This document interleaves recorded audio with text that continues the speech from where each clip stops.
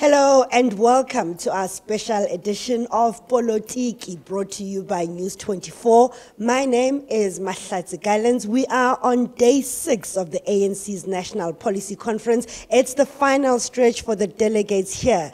This conference was all about deepening unity for the hugely fractured organization, but we've just seen divisions deepen over the past few days. One of the big battles that we're expecting now in plenary that is getting underway, it's around this phrase of white monopoly capital. Yesterday, NEC member Joel Nechitenze announced that 9 out of the 11 commissions agreed that you don't need to racially define monopoly capital, and instead of recognizing it or seeing it as the enemy, the ANC decided to have a relationship of contestation and struggle. Let's take a listen. This conference has reaffirmed what was agreed at the 2007 Polokwane conference in the strategy and tactics document.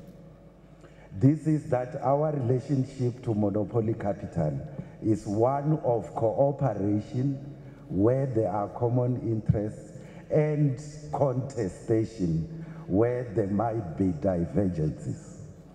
The issue was then raised. Do we want to characterize monopoly capital as it manifests itself in South Africa as white monopoly capital? And 9 out of those 11 commissions said the phenomenon of monopoly capital is a global one, and it manifests itself differently in various parts of the globe. And in that context, it would therefore not be correct to characterize ours simply as white monopoly capital. That relationship that we were describing would apply whether that capital is Japanese, it's Indian, it's white, or whatever other category you can think about.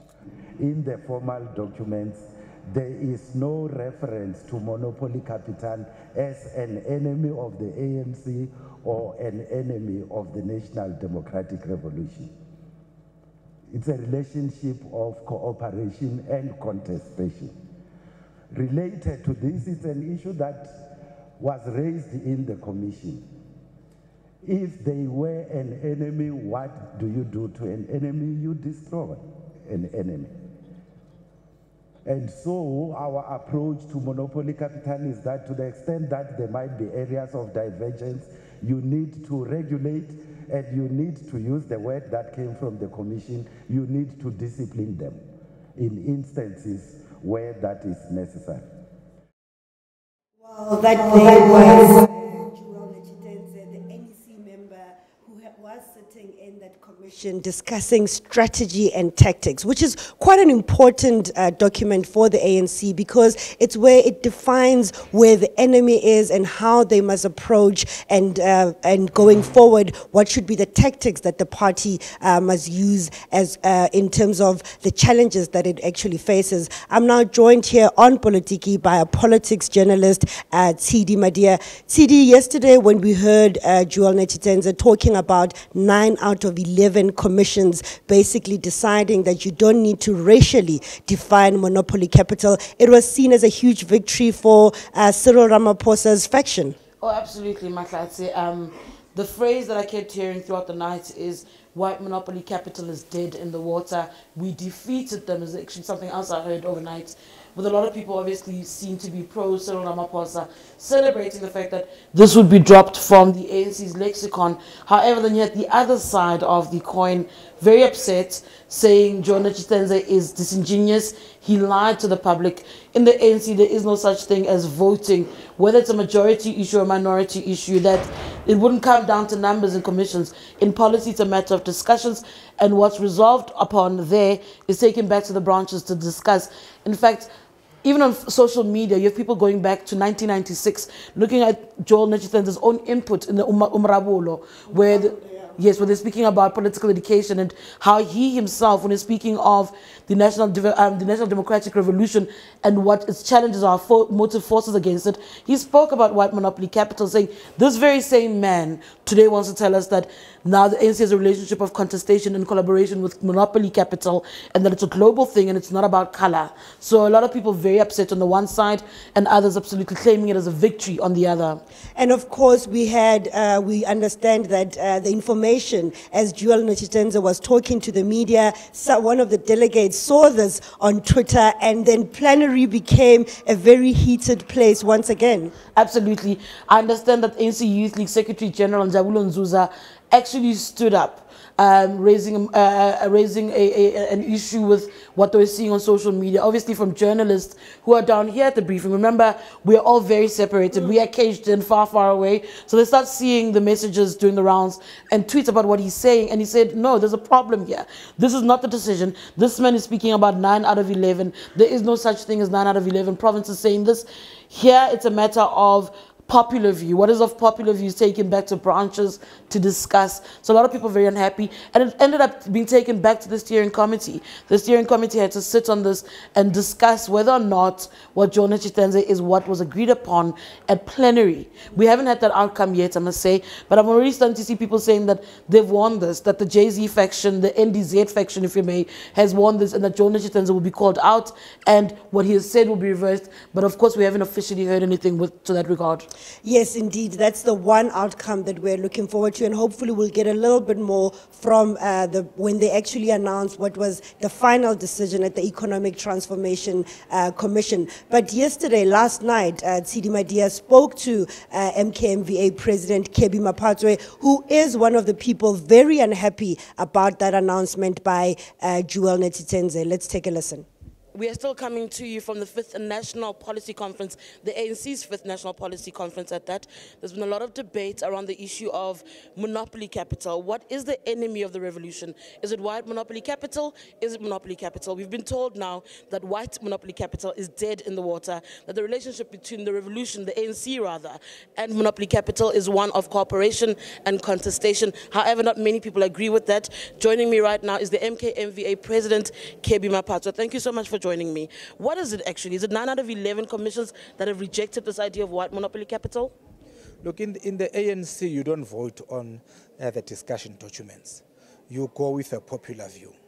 So our understanding, the commission that I was myself, there was unanimous consensus that there's white monopoly capital.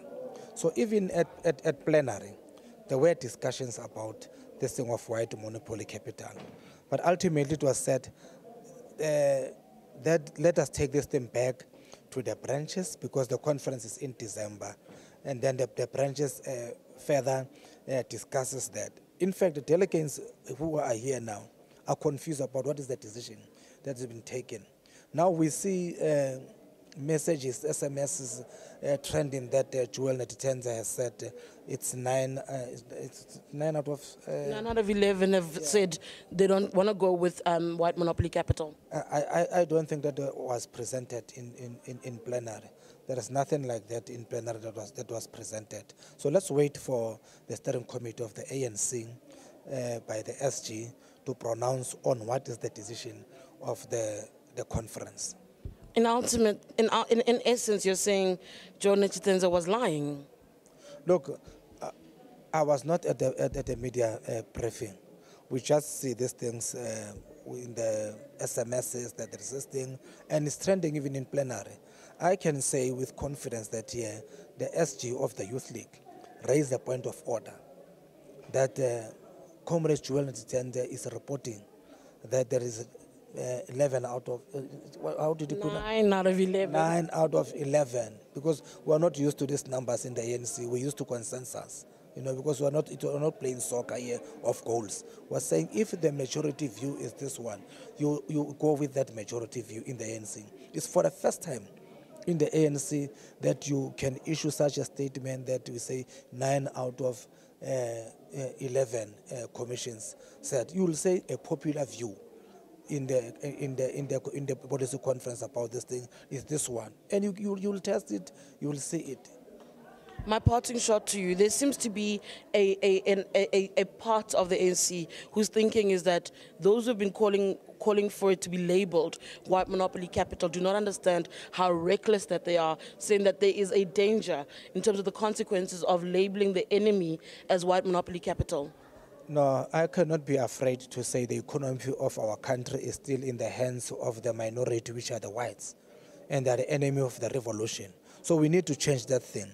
We must not be apologetic about that thing. Otherwise, we don't understand our politics correctly. Or otherwise, we are captured by this white monopoly capital. We are shareholders there. We are then become proxies in the conference of the ANC to say, go and push a particular policy position. We are here for the interest of our people. And if our people are saying the enemy of the revolution is this white monopoly capital in South Africa context, we have the economy of our country that is in the hands of the few, which is white and male in particular. Person of the MKMVA, KB Mapatso, speaking to our politics journalist, Tshidi Madia. This conference is about deepening unity, but from what we're hearing here, it seems like that project is failing. Absolutely, Mahlatse. They came in here placing the unity of the party and its cadres at the center of what the ANC does. You know, speaking about O.R. Tambo, the longest-serving president, and his principles. And you can't help when you listen to the differences and how angry people like Kebi Mapato were yesterday. You can't help but realize that actually this has gone nowhere. What's dead in the water is not necessarily the phrase white monopoly capital. It's the ANC's unity. And what's going to happen over the next 6 months almost scares me as a journalist. We're not going to get a break. We're not going to stop hearing. Are you not scared? You're I'm guaranteed worried. of a job. I have a job for the next 6 months at least, you know, because so much is going to happen. The fact that when you spoke to certain delegates, they'll say to you, these people are just choosing things based on size. And then having some of them go, even I'm choosing based on who I want to support. I'm forgetting what the importance of the policies are meant to be. I'm forgetting what it is that we're meant to do here. I'm forgetting that we're supposed to rebuild an organization that's literally on its knees, that's crippled right as we speak, and they want to take power again in 2019. They're forgetting about 2019, and you see it in the things that they say behind each other's backs. And when they can't agree on something like this, and then you've got people coming out very quickly to the media to make sure their dissatisfaction and their disapproval of what has been said is heard out in the public domain, instead of going back to Joe Nechitenza and discussing it within the confines of plenary in the privacy, they're very quick to come to us and say, they're liars, it's disingenuous. That's not unity. That's telling us that the fractions continue no matter what. Obviously, we know that this conference is being used as a proxy battle towards the December elective conference. Are we getting any sense in terms of the other contentious issue around land, if they're finding agreement on that one? I think they're going to be sitting on land this morning from my understanding, and I expect it to be quite heated. You'll remember in the Economic Transformation Commission where Derek Hanekom was, the issue of land was quite heated. It ended up with him being told that he deserves to be DC'd. Insults were thrown in the air. So no one's going to be surprised, because you've got those people who want expropriation without compensation, but you also have those other people saying you don't understand the consequences of your utterances. You don't understand that these things that you're saying are not perceived as empty talk outside of the country or outside of the ANC for that matter, that there's a real danger. They had a PBF breakfast where business leaders were saying, you need to watch what you're saying, ANC. You need to watch how you talk about transformation, how you talk about land. And I don't know if that's connecting to the party, that people are concerned about what these utterances actually mean. So you've got that going on, and the proxy battle that you speak of will no doubt play itself out in the arguments about land, even in plenary.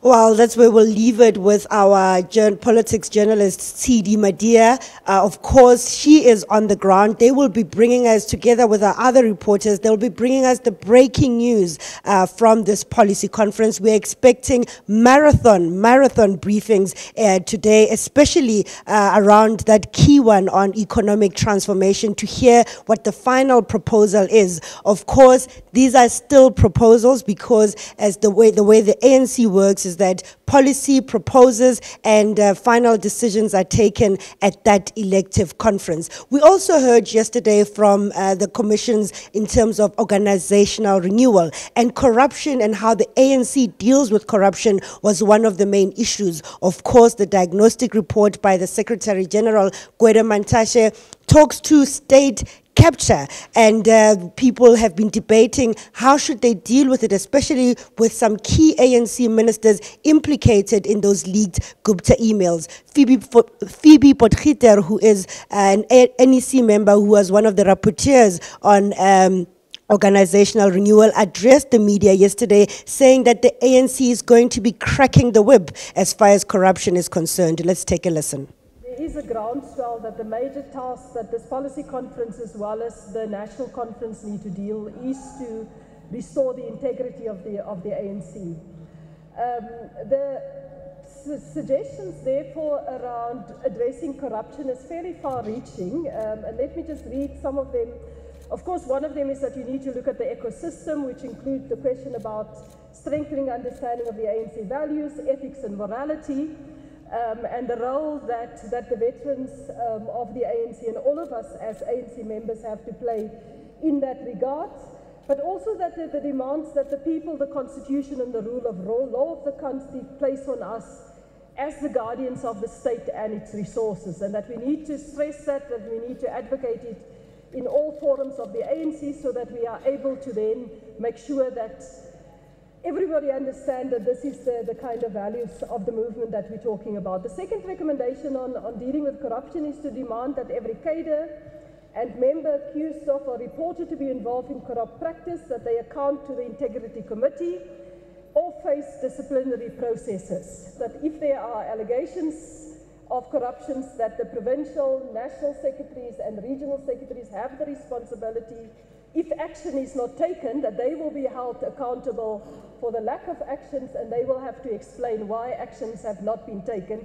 It also talks about that we should summarily suspend people who fail to give an acceptable explanation or voluntarily step down while they face disciplinary, investigative or prosecutions, and that the ANC should publicly dissociate itself from anyone, whether business, donor, supporter or member, accused of corruption or reported to be involved in corruption, etc., etc.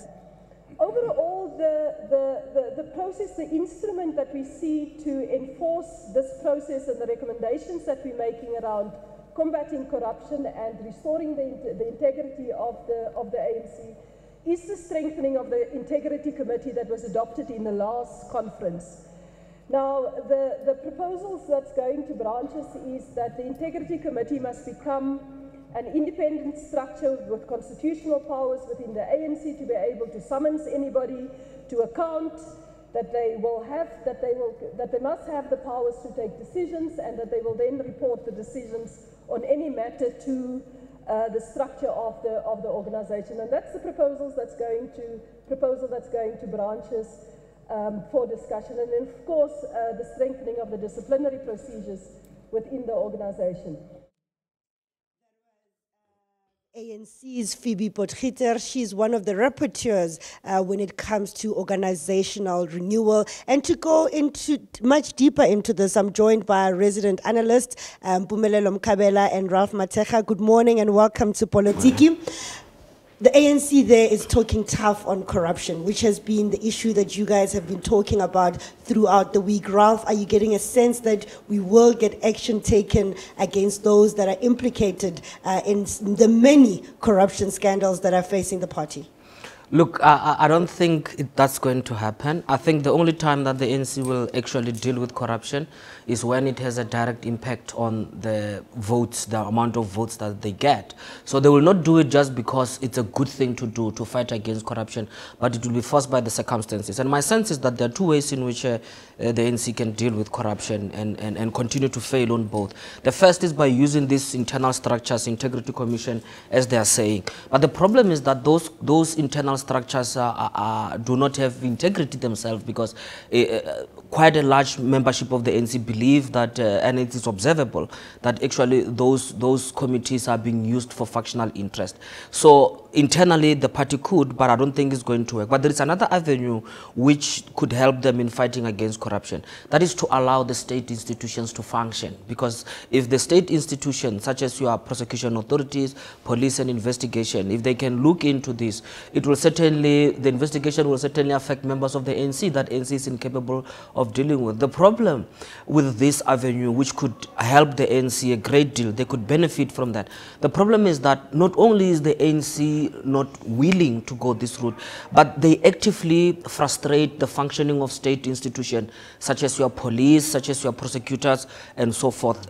You do have lack of independence at that level. So they fail internally, but they also, subvert state institutions in a manner that they themselves can't even benefit from the functioning of that. So for me, it's all talk. I mean, these things are known. I mean, the diagnostic report fails to mention that President Jacob Zuma's relationship with the Guptas is a concern. It goes all about the Guptas and cryptic.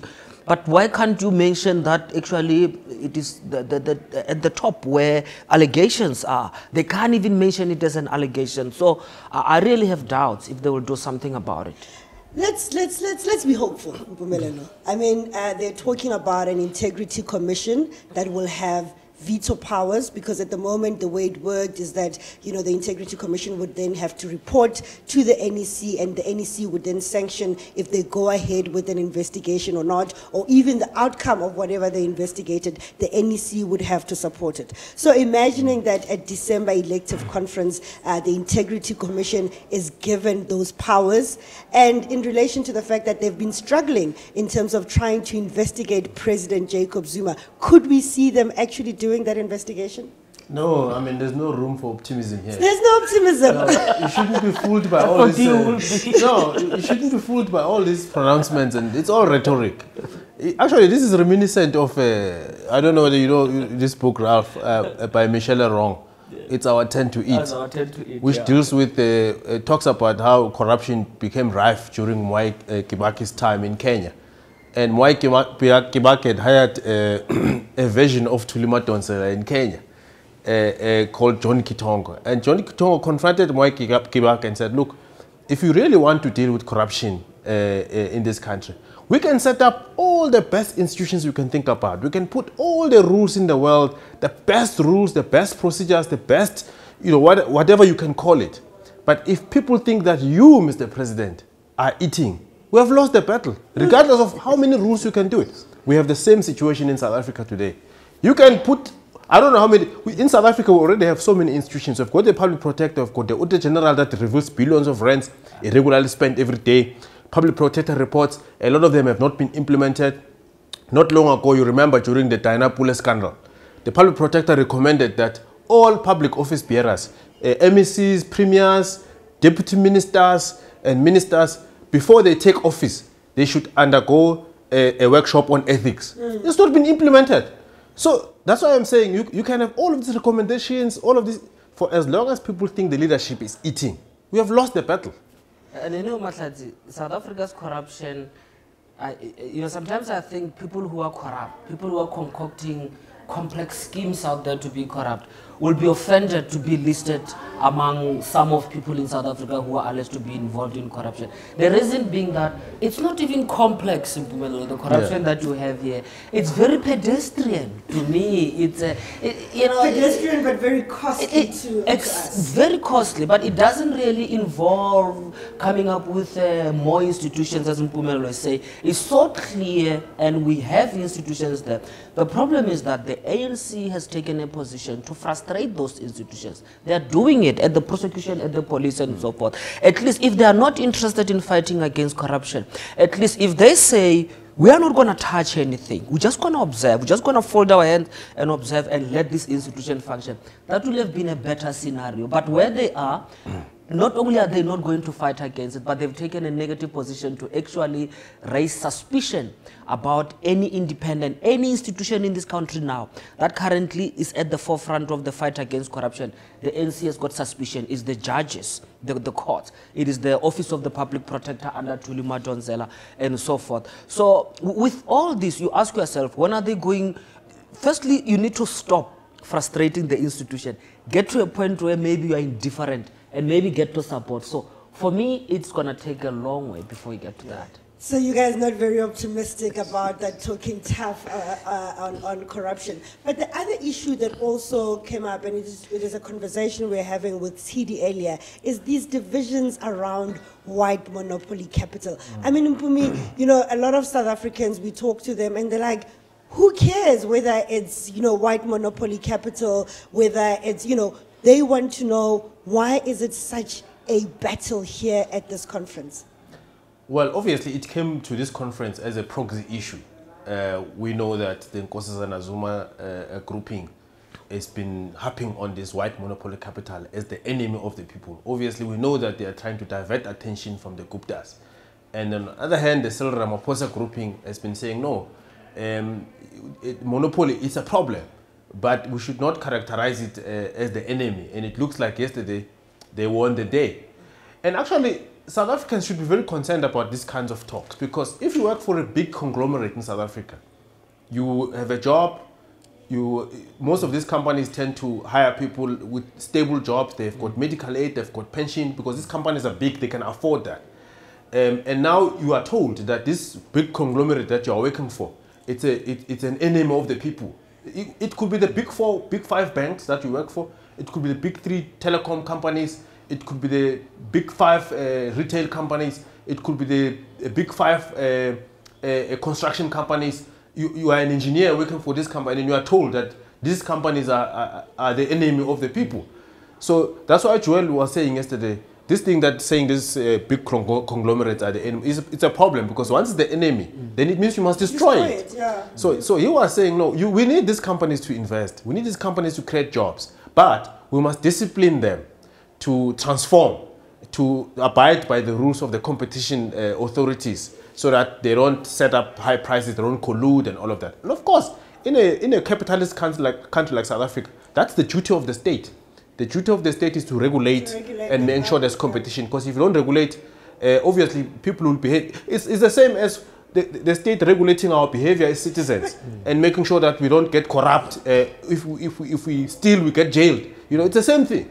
And Ralph, what I've been struggling with is just getting the details of if monopoly capital, white or whatever it's defined, is the enemy. How then do you ensure that black people are then brought into this economy where we can all share the cake? They don't seem to be having conversation around, is triple BE enough? I mean, I'm just trying to understand, do we not have enough instruments to ensure that we regulate monopoly capital and bring in new players? I mean, I'm on the same page with you here. It's very frustrating to listen to this debate where people spend about 6 days, literally, trying to distinguish white monopoly capital from monopoly capital. And the sad part is that the debate is not carried out in a way that it is meant to inform any kind of an intervention strategy. As you correctly say, there is no mention as to how exactly do you integrate black people, women into the industry, various sectors, without firstly destroying those sectors. Because the reality is that I think Mpumelelo mentioned it there, that you can't identify those companies as enemy. You must set transformation challenges, because you need those companies actually to be able to help you in your process of transformation. Although you need a policy position, but when they come here, they are discussing this thing with the aim to identify the enemy. For me, why spend 6 days identifying the enemy? You're going to live here agreeing that, yes, oh, we've got the enemy now. What about it to start with? How are you going to transform the system? They are not talking in terms of strategies. But the problem is that once you become practical, or the challenge is that once you become practical, you have to start acknowledging the nuances. And when you acknowledge the nuances, you have to shift from your extreme position. There's no willingness to do that. Well, that's just one of the major heated issues here at the ANC's policy conference, but also the party is announcing some radical changes to the way it actually runs elections internally. There were 2 proposals on the table. One was from KwaZulu-Natal, where they said that there should be a presidential contest, and if there are 2 of them, the loser should automatically become the deputy president. There was another one from the Eastern Cape that talked talk to, allowing all members of the ANC to directly vote for the top 6 officials. And Phoebe Potgieter said that, there have been some amendments to the KZN proposal where they're saying, it can't be automatic, but perhaps you need to change the way they need to change the way they actually vote for those top 6 officials. Let's take a listen to hear what are some of the proposals. The policy conference also said in commissions that we need to look at a mechanism to decisively deal with factional politics in the elections of our leadership and slates. And there are a number of proposals that are going to branches. The first one is the fact that we have to have elections in the format that does not make it easy for a single faction in the ANC to then get all of the top 6 position or all of the 60 position or whatever amount of positions in the NEC. So instead of what we've done, the practice of what we've done in previous conferences where you have a ballot where all 6 top officials are being voted for, which means that branches, delegates go in there and say that this is our provincial position or this is our factional position and therefore we vote for all 6. And you have an outcome that represents a certain section and a slate within the ANC that we should have an election, one position after the other. So we start at the position of president, and whoever becomes second has the opportunity to be nominated for deputy president or be nominated for the position of secretary general, and we go on like that. So that you do break the stranglehold of slates and the phenomena of slates within the organization. And there's general support that we need to ensure that at this conference we take decisive action to ensure that we move away from slates.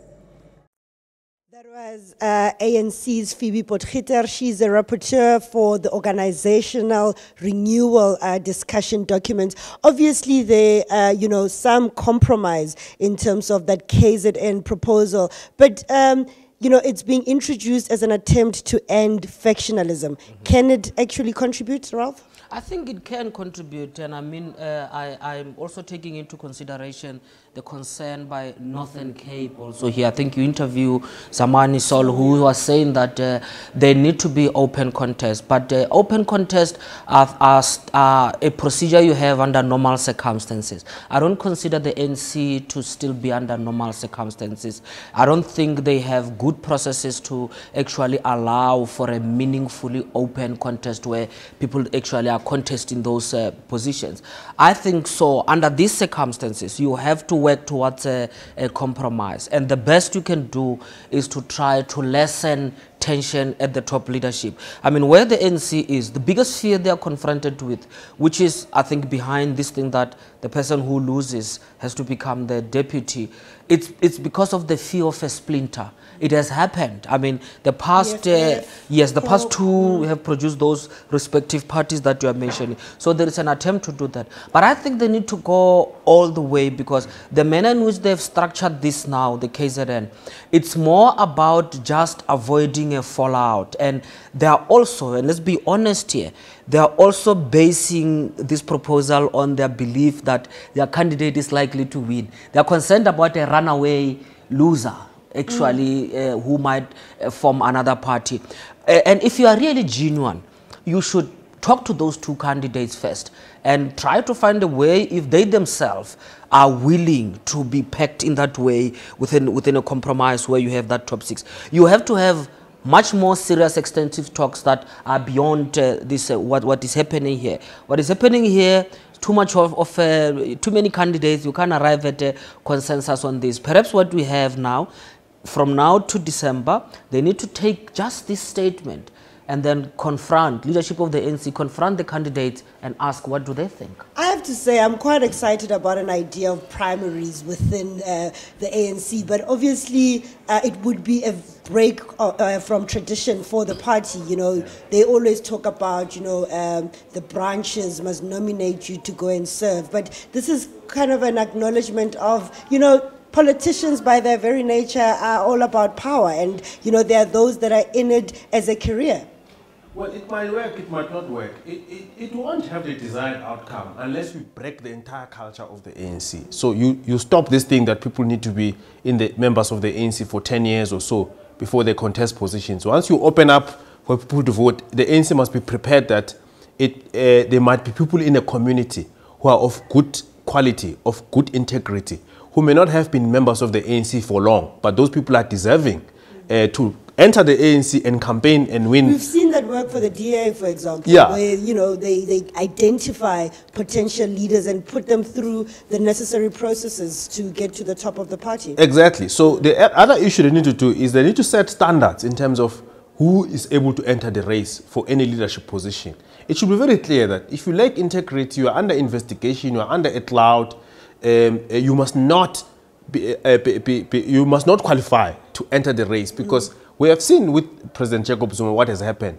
He entered a government under a cloud, and once he took over the control of the state, what does he do? He does what Ralph was talking about earlier. He weakens state institutions to do what? To protect him. But if he came as a president without a cloud hanging above him, he would have worked to strengthen institutions, because those institutions, once they are stronger, they can't threaten him because he's got nothing to hide. He will then manage to clean corruption in government. So it goes back to the issue of exemplary leadership. You can open up the thing and still elect a corrupt leader because you have not set standards. Yeah, okay. We're going to move on to another topic altogether right now, and that is that, you know, as this policy conference is happening, the ANC is trying to prepare for the all-important 2019 elections. And, you know, we have had some very contradictory comments from ANC members. Earlier in the week, we had Natim Tetwa, NEC member, saying that thinking about coalitions would be a defeatist attitude by the ANC, even though in their own policy documents, they do talk about they need to start having strategies on how to actually approach coalitions. And yesterday, Phoebe Potgieter again saying that the ANC is looking at how to approach coalitions, clearly something that is worrying the party. Let's take a listen.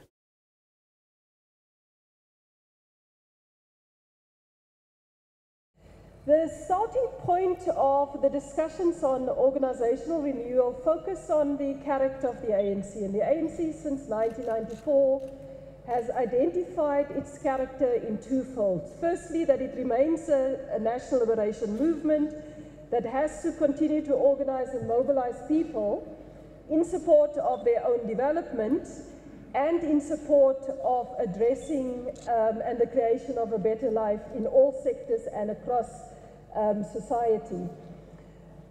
This means that the ANC pays specific attention to how it builds branches, how it engages with its youth and women's league, how it engages with the trade union movement as well as civil society and society broadly.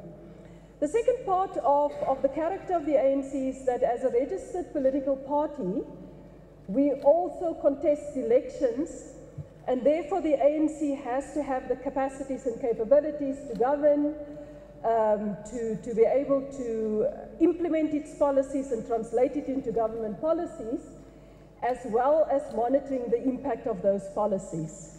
In addition to that, and I think it was probably an issue that we have not addressed, and we were a bit in denial about it since we've been in opposition since 1994, in KwaZulu-Natal, at a later stage in Western Cape, and now in a number of areas, that in addition to preparing and developing strategies as a governing party, we also need to develop strategies as an opposition, as well as strategies in terms of coalitions, so that it's not something that we do on the basis of as it happened, but that you have a general orientation in a multi-party system, that this is what happened. And in fact, over the last 23 years, that is exactly what has happened. ANC's rapporteur on organizational renewal, Phoebe Potgieter, speaking to the media last night, clearly the party entertaining that the party needs to start looking at coalition governments. The one question I need to ask you is that who could it go into coalition with at the current moment? Ralph? You know, Mahlatsi, a very interesting question. I would say I would like to consider it in the absence of President Jacob Zuma within the ANC. At this point in time, most opposition parties are waiting to benefit from the ANC's demise, no doubt, and it has a lot to do with President Jacob Zuma. But I think once he's gone, you cannot rule out the possibility of the EFF finding a coalition with the ANC. But we also need to understand that there are different types of coalition. Maybe 50 or so types of coalition. You have grand coalitions where people agree on basic grand ideas, but you can have an ad hoc coalition, a pay-as-you-go coalition, if you like, where like what we are seeing between the DA and the EFF in the city of Tshwane and the city of Johannesburg. So I think when it comes to policy matters, when it comes to progressive policies, you could say the EFF is a much better choice than the DA, because the DA will never go into a coalition with the ANC. The intention is that these are the two parties that I think define major political commotions within the country. So the EFF, with the absence of President Jacob Zuma at the ANC, I think the EFF can work with the ANC. Bumi? Well, you are correct that some coalitions are just for convenience. The question is whether if you enter into a coalition you want convenience, or it's a question of strategic, ideological and programmatic alliances. So and also, I mean, what's the origins of the parties that you want to have a coalition with? The EFF's origin is a breakaway from the ANC. The EFF leaders have fought with ANC leaders when they were in the youth league. They fought with Ramaphosa. He is the one who actually issued the ultimate ruling on appeal and expelled them. So it's unlikely that if the ANC were to go into a coalition in 2019 under Ramaphosa, it wouldn't work. It won't work at all. And Nkosazana Zuma, they are very clear that they consider her as part of the Zuma dynasty. So they don't agree with her leadership. They seem to be warm towards someone like Kgalema Motlanthe, and who's totally out of the ANC race completely. Right now, yeah. So those individual personal leadership dynamics also come into play on who do you consider to enter into coalition with. They will never enter into a coalition with the DA because their ideological positions are just, polar opposites. Yeah. They have entered into a coalition with the UDM in the past, in KwaZulu-Natal, before the ANC won KwaZulu-Natal outright. They were in a coalition. Holomisa helped them to govern KZN. He helped them to govern other municipalities as well, at some point KSD in the Eastern Cape. Right now they're in a coalition in Eguruleni with AIC. And we know, which was very conditional. It's one of those convenient alliances, as well as in Rustenburg. It's a kind of a coalition of convenience. So what they need to do now, she's talking about having a strategy on being in the opposition benches or coalition. What they need to do, they need to outline principles. We will enter into coalition with parties that subscribe to the following principles. We will be, if we are in the opposition, we will seek to come back and capture power again, but we need to behave in the following manner. We know from the experience of KZN that the ANC managed to come back. They managed to win KZN after having gone through being an opposition, having gone through being in a coalition government, and they now run KZN 50+1.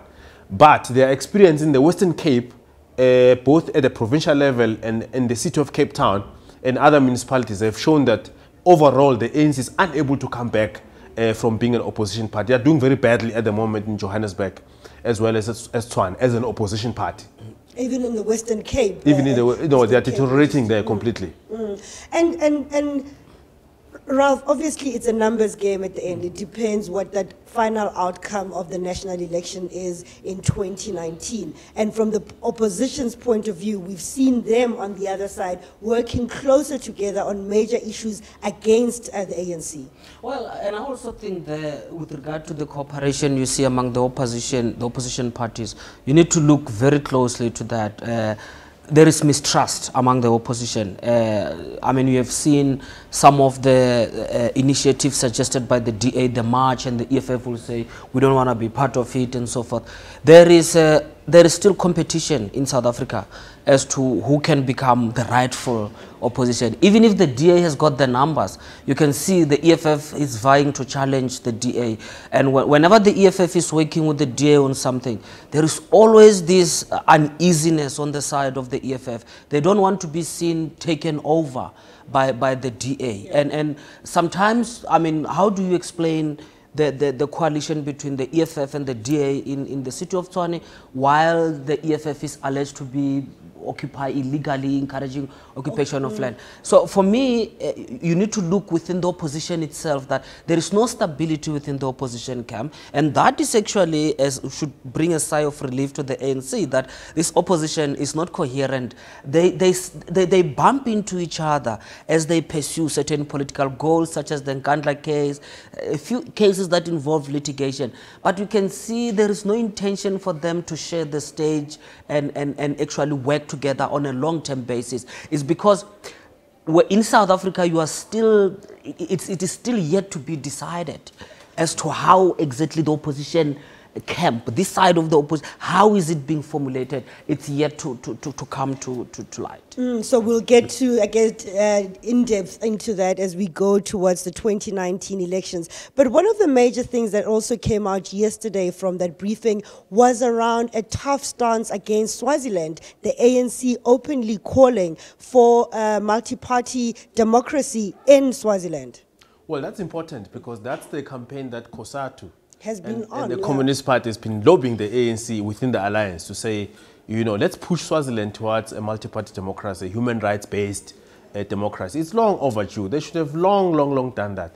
It's quite embarrassing, actually, that it took the European Union Parliament sitting somewhere in the south of France, you know, taking a decision that actually Swaziland's human rights violation must be condemned. There must be release of political prisoners in Swaziland. We know labor leaders in Swaziland are in jail at the moment because they're not allowed to speak. There's no freedom of speech in Swaziland. You criticize King Mswati III, you are in trouble.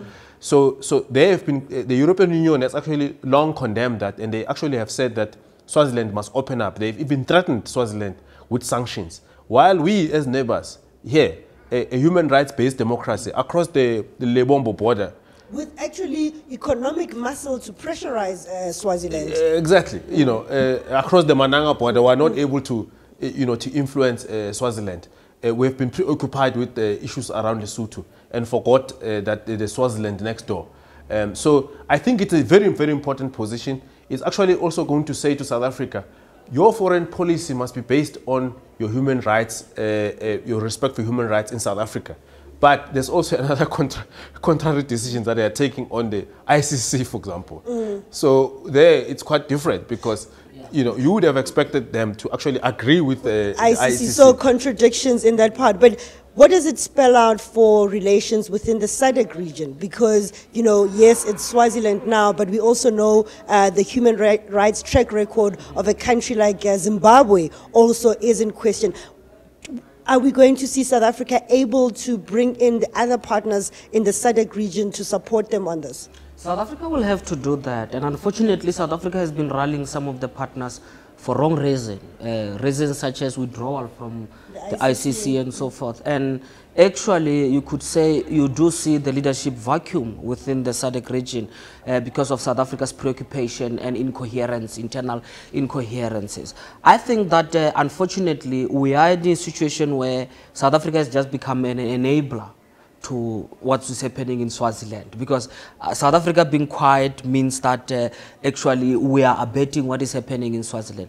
But all these things, Mahlatsi, being said, take into consideration the proposal that they want to shut down the Ministry of Foreign Affairs and have the deputy president as that. I mean, there's been concerns about the leadership that is being provided by South Africa within the region. There are problems with regard to that. People are saying that South Africa is not really coherent, it's not stepping up to the task.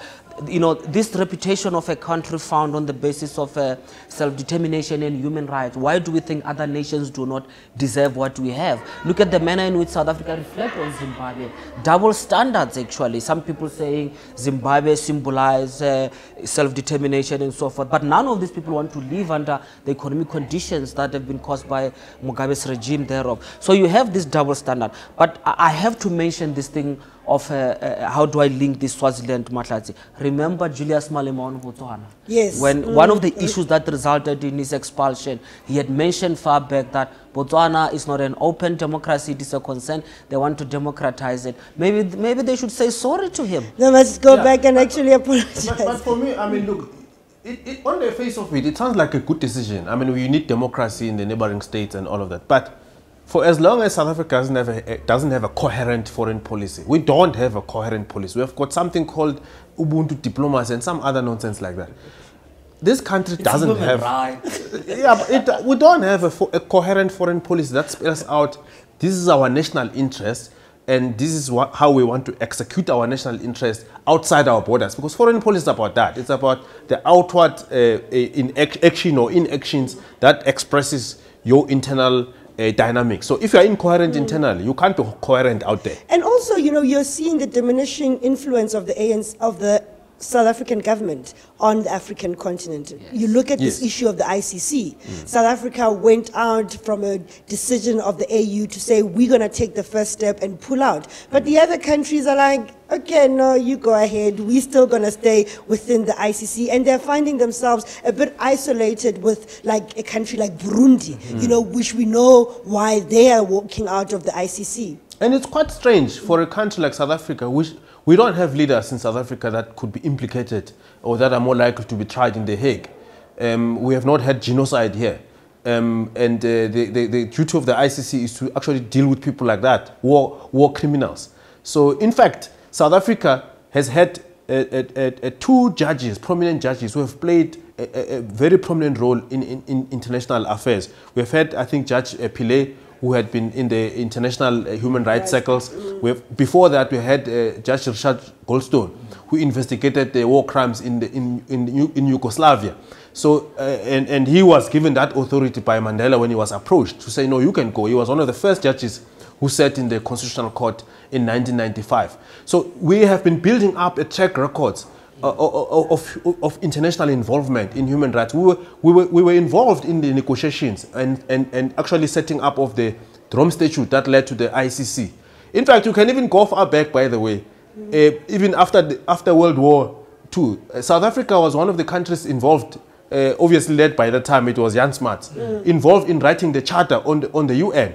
And in fact, that actually gave hope to the liberation movement in South Africa, that if South Africa, the apartheid government, can tie itself to that kind of values of the UN, we will use that to campaign for the rights of Africans. So South Africa has been involved in all. So for them to withdraw, for the government of Zuma to withdraw us from the ICC is quite strange and bizarre. Okay, from foreign affairs, we're going to come back to local affairs. And yesterday, I don't even know how to describe it. We had the NEC member, David Mahlobo, addressing the media. And unprovoked, and even nobody expected it, he was telling the media how they were aware of the violence that was going to unfold in Malamulela a year before it actually happened. Just take a listen so you can decide for yourself. Sometimes people don't know. In intelligence, you gather information, you give to the operatives, and they move. That's why I was speaking about integrated justice system. But when people, they choose just to be politically, they say other people are sleeping on their job. If you have intelligence, you can't actually scream and say you have intelligence. Let me make an example in Vuan. We knew Vuan Malamlel a year ago that it will happen.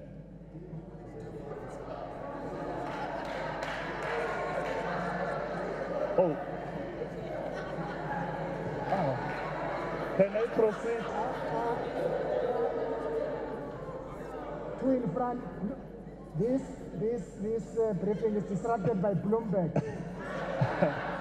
you know, my problem is that probably one day, working with our communications team, we must be able to find time so that you familiarize yourself about certain subjects.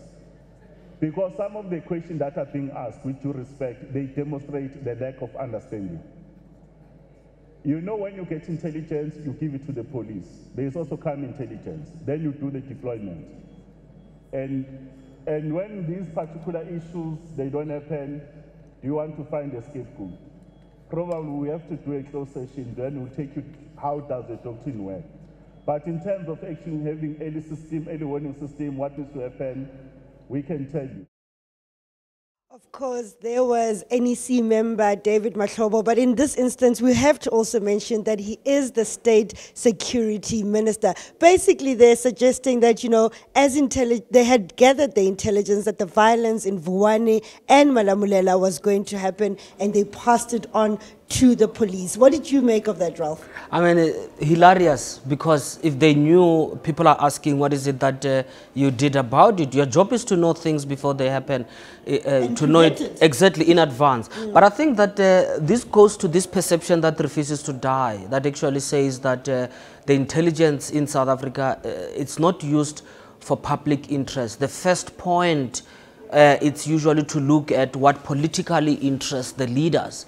And then if they can't find anything that interests them, then the decision can be made perhaps on the basis of the public interest. If they knew indeed, what is it that they were preoccupied about? Was it because they were spying on journalists, or were they spying on other people working, NGOs and so forth? What is it that preoccupied them? But I also sense that there is a passing of the buck here, because he seems to be saying that someone within the intelligence community or within the justice and crime prevention cluster, security cluster, did not do their job. He needs to be quizzed. I think when he goes to parliament, he's going to be quizzed on this question when he next appears as to who is it that needs to take responsibility about it. Where is the weakest link within this intelligence community? And I mean, the outcomes have been quite devastating. You have schools that were burned. We had the area declared a no-go zone where people couldn't even go out to just even be able to buy bread. We have witnessed the violence that has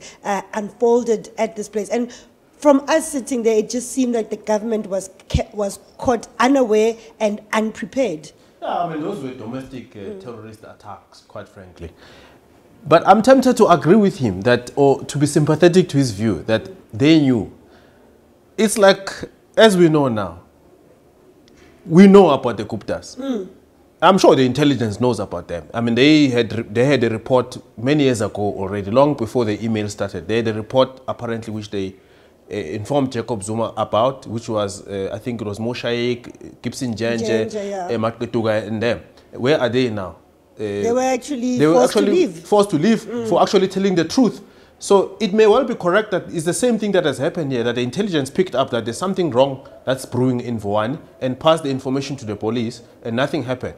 It tells you that the security cluster of the government is dysfunctional, because if what he's pointing out is true, in his meetings with the police minister and with the Minister of Justice and others, what was the outcome of the discussion? Have they found out the people that failed to act on this information? Have they been punished? Have they been taken to task? Have they been held to account? So for as long as we don't see that result, to say someone had the information and sat on it and this person was fired, for as long as we don't get that, they're not serious about fighting crime. And maybe if you think about it, maybe it's not something that he should have admitted to, because as Mpumi is saying, the question becomes, and then who did not do their job? I think he was naively honest. He was just caught out there where he just found himself in it. But I also think he opened a very, very interesting point of inquiry as to, you know, someone needs to look into the coherence. I mean, let's look at the police crime intelligence. It has been in disarray for how long? Since Mdluli was suspended there for Mdluli was a part of the problem. No, he has been. He was part of the problem, but even when he was gone, there has been reports of, you know, infiltration and so forth, that the leadership there was just never coherent. Mdluli was a symptom showing what was happening there. And if you have police crime intelligence not functioning, and you have state security agency that seems to be saying that, look, we can gather intelligence and compile reports, because remember, they are not the ones that are supposed to be going and knocking on people's doors and all this. This is a domestic matter. They're supposed to pass it also to the police. And where is the weakest link within this justice, this crime prevention cluster? It points to the police. It also, we don't know how true his version is that he knows. It's just that it is very potentially interesting.